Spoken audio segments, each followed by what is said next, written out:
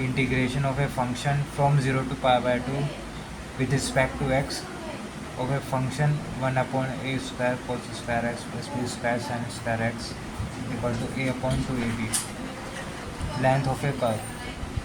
The length of the arc of a curve y equal to fx between the points where x equal to a and x equal to b is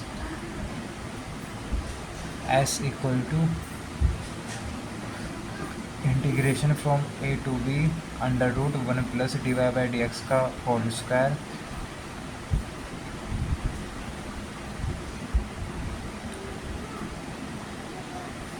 diagrammatic representation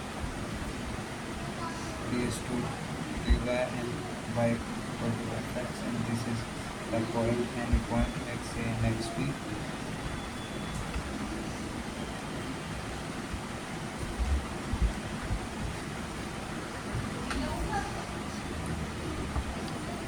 Length of the arc of the curve x equal to f at y between points y equal to a and y equal to b.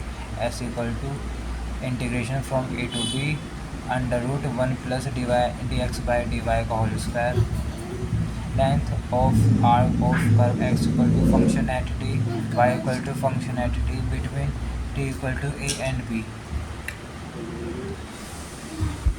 Length of the arc of a curve x equal to function at t and y equal to function at t between t a and b. S equal to integration from a to b under root dx by dt का whole square plus dy by dt का whole square. Length of arc of curve r equal to function at theta between theta equal to alpha to beta. S equal to integration from alpha to beta under root r square plus D R by D theta का whole square with respect to D theta. That means theta.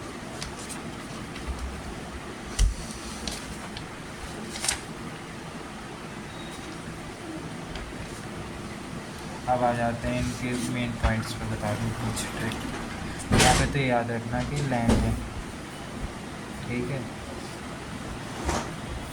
ये formula है, S means length है और ये any points ले लिया हमने. कोई भी फंक्शन था, ये डी एक्स है, छोटा सा पॉइंट लिया. अप्रोक्सीमेशन वाला जो लेते हैं डी वाई है और अप्रोक्सीमेशन से क्लास में करते थे. और ये पॉइंट याद रखना, सब जगह लेंथ यूज़ हो रही है. लेंथ